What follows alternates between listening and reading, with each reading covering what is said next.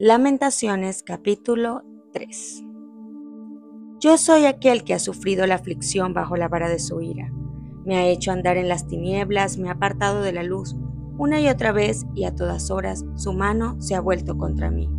Me ha marchitado la carne y la piel, me ha quebrantado los huesos, me ha tendido un cerco de amargura y tribulaciones. Me obliga a vivir en las tinieblas como a los que hace tiempo murieron. Me tiene encerrado, no puedo escapar, me ha puesto pesadas cadenas. Por más que grito y pido ayuda, él se niega a escuchar mi oración. Ha sembrado de piedras mi camino, ha torcido mis senderos. Me vigila como oso agazapado, me acecha como león. Me aparta del camino para despedazarme, me deja del todo desvalido. Con el arco tenso me ha hecho el blanco de sus flechas. Me ha partido el corazón con las flechas de su aljaba. Soy el hazmerreír de todo mi pueblo. Todo el día me cantan parodias. Me ha llenado de amargura, me ha saturado de hiel. Me ha estrellado contra el suelo, me ha hecho morder el polvo. Me ha quitado la paz, ya no recuerdo lo que es la dicha. Y digo, la vida se me acaba junto con mi esperanza en el Señor. Recuerda que ando errante y afligido, que me embargan la hiel y la amargura. Siempre tengo esto presente y por eso me deprimo. Pero algo más me viene a la memoria, lo cual me llena de esperanza. El gran amor del Señor nunca se acaba y su compasión jamás se agota. Cada mañana se renueva sus bondades, muy grande su fidelidad.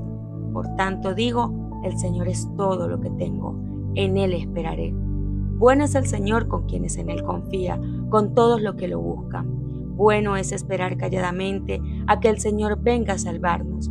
Bueno es que el hombre aprenda a llevar el yugo desde su juventud. Déjenlo estar solo y en silencio, porque así el Señor se lo impuso. Que hunda el rostro en el polvo, tal vez haya esperanza todavía. Que dé la otra mejilla a quien lo hiera y quede así cubierto de oprobio. El Señor nos ha rechazado, pero no será para siempre. Nos hace sufrir, pero también nos compadece, porque es muy grande su amor.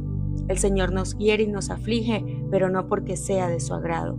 Cuando se aplasta bajo el pie a todos los prisioneros de la tierra, cuando en presencia del Altísimo se le niega al hombre sus derechos y no se le hace justicia, ¿el Señor no se da cuenta? ¿Quién puede anunciar algo y hacerlo realidad sin que el Señor dé la orden? ¿No es acaso por mandato del Altísimo que acontece lo bueno y lo malo? ¿Por qué habría de quejarse en vida quien es castigado por sus pecados? Hagamos un examen de conciencia y volvamos al camino del Señor.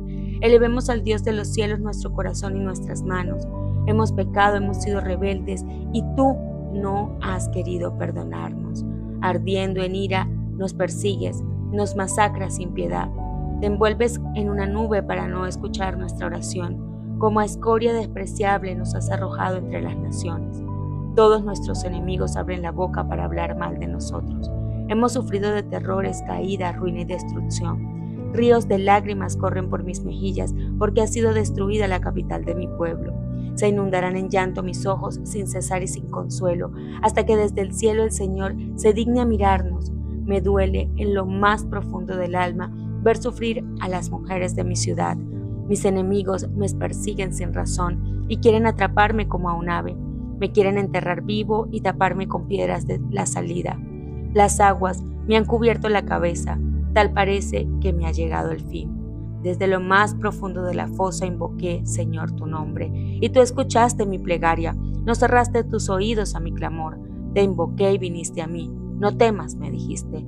Tú, Señor, te pusiste de mi parte y me salvaste la vida. Tú, Señor, viste el mal que me causaron, hazme justicia. Tú notaste su sed de venganza y todas sus maquinaciones en mi contra. Señor, tú has escuchado sus insultos y todas sus maquinaciones en mi contra. Tú sabes que todo el día mis enemigos cuchichean y se confabulan contra mí.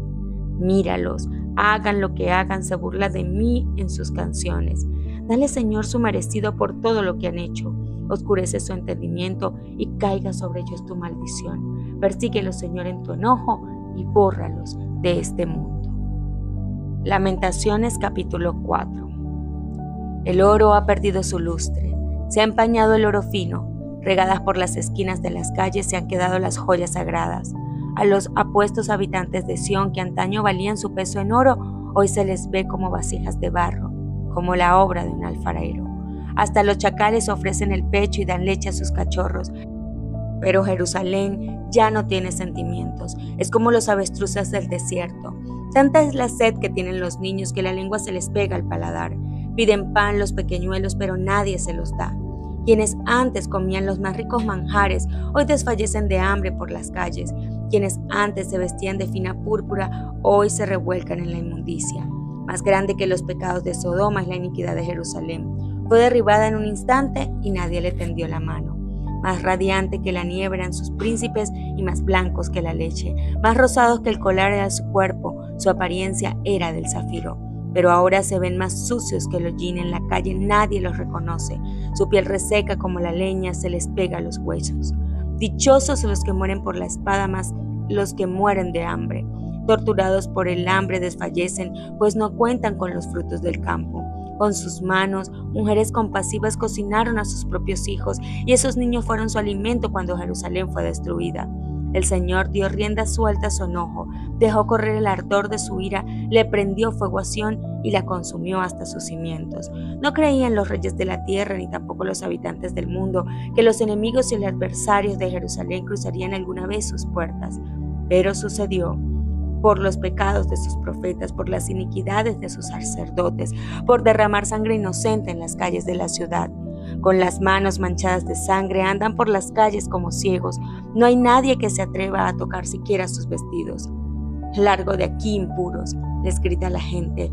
«Fuera, fuera, no nos toquen». Entre las naciones paganas les dicen: «Son unos vagabundos que andan huyendo, no pueden quedarse aquí más tiempo». El Señor mismo los ha dispersado, ya no se preocupa por ellos, ya no hay respeto para los sacerdotes ni compasión para los ancianos. Para colmo, desfallecen nuestros ojos esperando en vano que alguien nos ayude. Desde nuestras torres estamos en espera de una nación que no puede salvarnos. A cada paso nos acechan, no podemos ya andar por las calles. Nuestro fin se acerca, nos ha llegado la hora, nuestros días están contados. Nuestros perseguidores resultaron más veloces que los águilas del cielo. Los persiguieron por las montañas, los acecharon en el desierto. También cayó en sus redes el ungido del Señor, que era nuestra razón de vivir. Era Él de quien decíamos: viviremos bajo su sombra entre las naciones. Regocíjate y alégrate, capital de Edom, y vives como reina en la tierra de Uz. Pero ya tendrás que beber de esa copa y quedarás embriagada y desnuda. Tu castigo se han cumplido, bella Sión. Dios no volverá a desterrarte, pero a ti, capital de Edom, te castigará por tu maldad y pondrá al descubierto tus pecados. Marcos capítulo 7, versículos 24 al 37. Jesús partió de allí y se fue a la región de Tiro. Entró en una casa y no quería que nadie lo supiera, pero no pudo pasar inadvertido.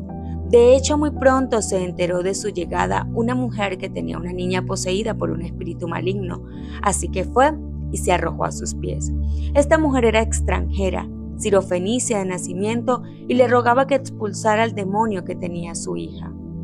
«Deja que primero se sacien los hijos», replicó Jesús, «porque no está bien quitarles el pan a los hijos y echárselo a los perros». «Sí, Señor», respondió la mujer, «pero hasta los perros comen debajo de la mesa las migajas que dejan los hijos». Jesús le dijo: «Por haberme respondido así, puedes irte tranquila, el demonio ha salido de tu hija». Cuando ella llegó a casa, encontró a la niña acostada en la cama. El demonio ya había salido de ella. Luego regresó Jesús de la región de Tiro y se dirigió por Sidón al mar de Galilea, internándose en la región de Decápolis. Allí le llevaron un sordo tartamudo y le suplicaba que pusiera la mano sobre él. Jesús lo apartó de la multitud para estar a solas con él, le puso los dedos en los oídos y le tocó la lengua con saliva. Luego, mirando al cielo, suspiró profundamente y le dijo: «Efata», que significa «ábrete». Con esto se le abrieron los oídos al hombre, se le destrabó la lengua y comenzó a hablar normalmente. Jesús le mandó que no se lo dijera a nadie, pero cuanto más se los prohibía, tanto más lo seguían propagando. La gente estaba sumamente asombrada y decía: «Todo lo hace bien, hasta hace oír a los sordos y hablar a los mudos». Barreras quebrantadas. Después de su encuentro con los fariseos, Jesús se retiró de Capernaum y cruzando Galilea se fue a la región montañosa de los confines de Fenicia. Mirando hacia el occidente podía ver dispersas por la llanura que se extendían abajo las antiguas ciudades de Tiro y Sidón, con sus templos paganos, sus magníficos palacios y emporios de comercio, y los puertos llenos de embarcaciones cargadas. Más allá se encontraba la expansión azul del Mediterráneo, por el cual los mensajeros del Evangelio iban a llevar las buenas nuevas hasta los centros del gran imperio mundial. Pero el tiempo no había llegado todavía. La obra que le esperaba ahora consistía en preparar a sus discípulos para su misión. Al venir a esa región esperaba encontrar el retraimiento que no había podido conseguir en Betsaida. Sin embargo, esto no era su único propósito al hacer el viaje. He aquí una mujer cananea que había salido de aquellos términos clamaba diciéndole: Señor, Hijo de David, ten misericordia de mí. Mi hija es malamente atormentada del demonio.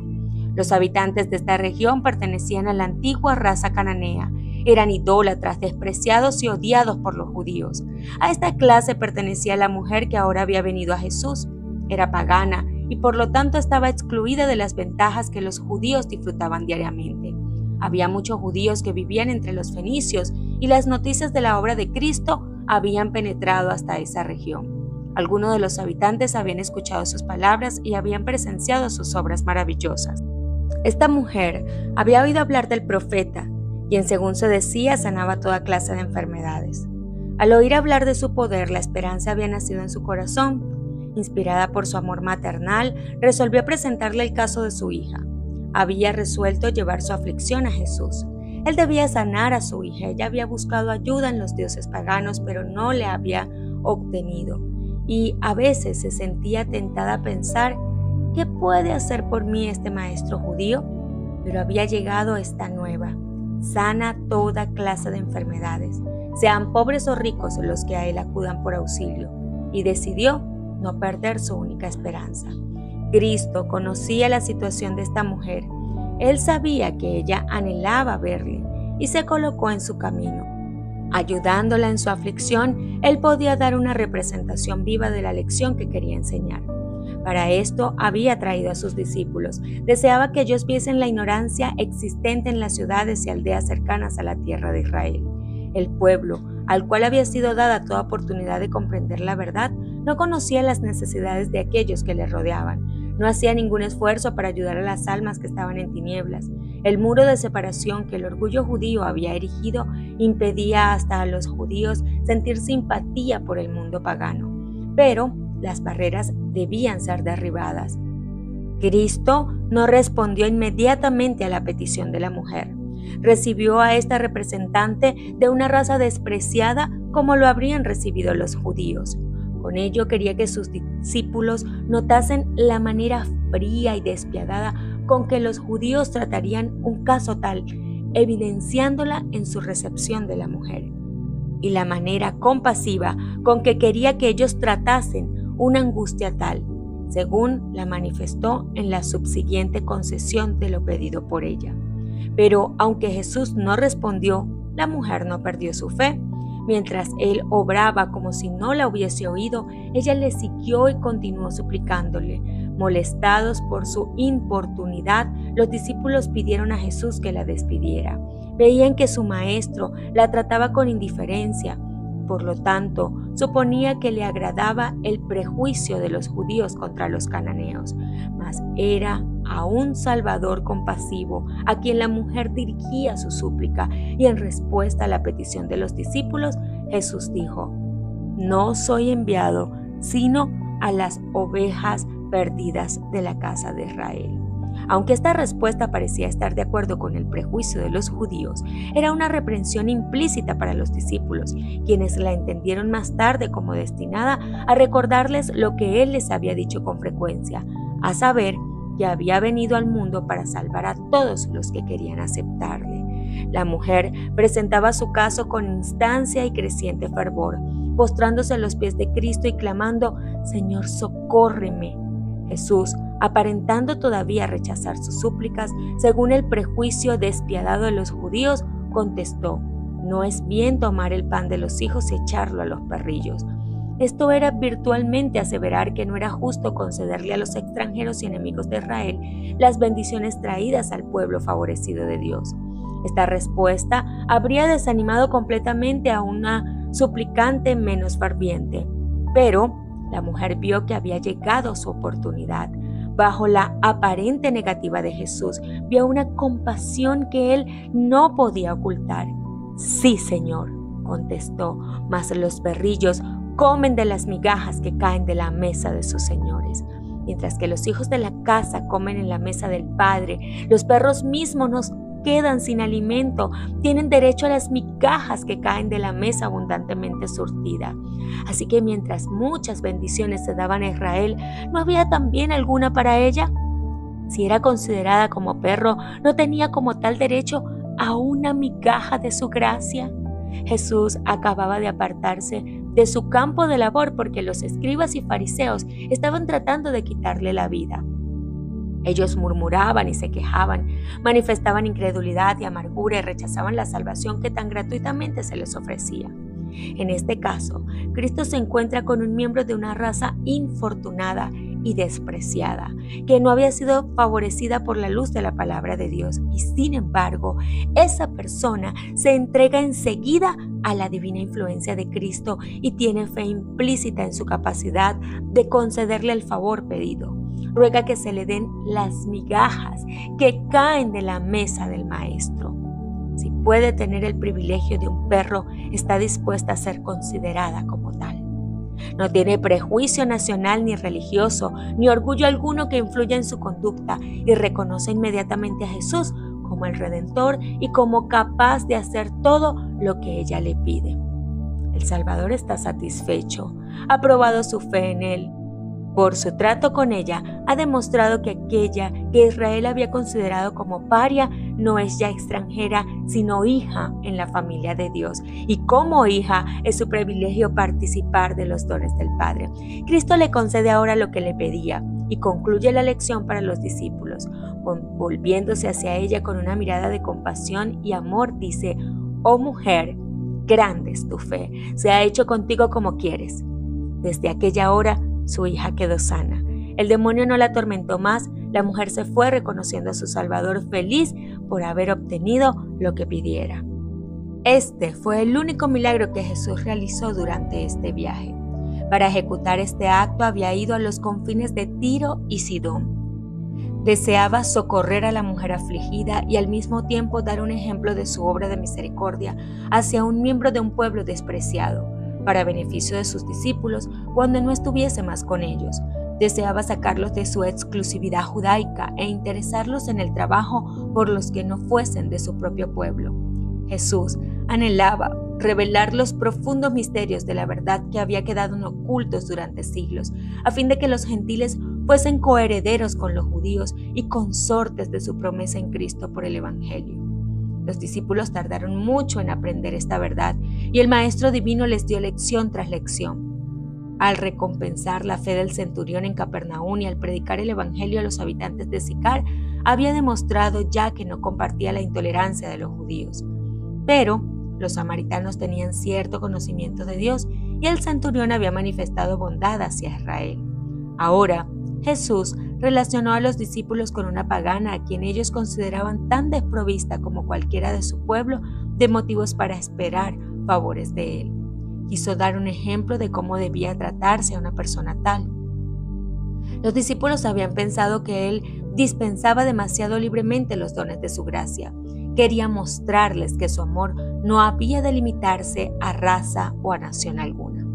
Cuando dijo: «No soy enviado sino a las ovejas perdidas de la casa de Israel», dijo la verdad, y en su obra en favor de la mujer cananea cumplió su comisión. Esta mujer era una de las ovejas perdidas que Israel debiera haber rescatado. Esta era la obra que había sido asignada a Israel, la obra que había descuidado, la obra que Cristo estaba haciendo. Este acto reveló con mayor plenitud a los discípulos la labor que les esperaba entre los gentiles. Vieron un amplio campo de utilidad fuera de Judea. Vieron almas que sobrellevaban tristeza, desconocidas para los que eran más favorecidos. Entre aquellos a quienes se les había enseñado a despreciar, había almas que anhelaban la ayuda del gran médico y que tenían hambre por la luz de la verdad que había sido dada en tanta abundancia a los judíos. Después, cuando los judíos se apartaron con mayor insistencia de los discípulos, porque estos declaraban que Jesús era el Salvador del mundo, y cuando el muro de separación entre los judíos y de gentiles fue derribado por la muerte de Cristo, esta lección y otras similares que señalaban la obra de evangelización que debía hacerse sin restricción de costumbres o de nacionalidad, ejercieron una influencia poderosa en los representantes de Cristo y dirigieron sus labores. La visita del Salvador a Fenicia y el milagro realizado allí tenía un propósito aún más amplio. Esta obra no fue hecha solamente para la mujer afligida, los discípulos de Cristo y los que recibieran sus labores, sino también para que creáis que Jesús es el Cristo, el Hijo de Dios, y para que creyendo tengáis vida en su nombre. Los mismos factores que separaban de Cristo a los hombres hace 1800 años están actuando hoy. El espíritu que levantó el muro de separación entre judíos y gentiles sigue obrando. El orgullo y el prejuicio han levantado fuertes murallas de separación entre diferentes clases de hombres. Cristo y su misión han sido mal representados y multitudes se sienten virtualmente apartadas del ministerio del Evangelio. Pero no deben sentirse separadas de Cristo. No hay barreras que el hombre o Satanás puedan erigir y que la fe no pueda traspasar. Con fe, la mujer de Fenicia se lanzó contra las barreras que habían sido acumuladas entre judíos y gentiles. A pesar del desaliento, sin prestar atención a las apariencias que podrían haberle inducido a dudar, confió en el amor del Salvador. Así es como Cristo desea que confiemos en Él. Las bendiciones de la salvación son para cada alma. Nada, a no ser su propia elección, puede impedir a algún hombre que llegue a tener parte en la promesa hecha en Cristo por el Evangelio. Las castas son algo aborrecible para Dios. Él desconoce cuánto tenga ese carácter. A su vista, las almas de todos los hombres tienen igual valor. De una sangre ha hecho todo el linaje de los hombres para que habitasen sobre toda la faz de la tierra y les ha perfijado el orden de los tiempos y los términos de la habitación de ellos, para que buscasen a Dios si en alguna manera palpándole hallen, aunque es cierto no está lejos de cada uno de nosotros, sin distinción de edad, jerarquía y nacionalidad o privilegio religioso. Todos están invitados a venir a Él y vivir. Todo aquel que en Él creyere no será avergonzado, porque no hay diferencia. No hay judío ni griego, no hay siervo ni libre. El rico y el pobre encontraron a todos ellos, porque los hizo Jehová. El mismo que es Señor de todos, rico es para con todos los que le invocan, porque todo aquel que invocare el nombre del Señor será salvo.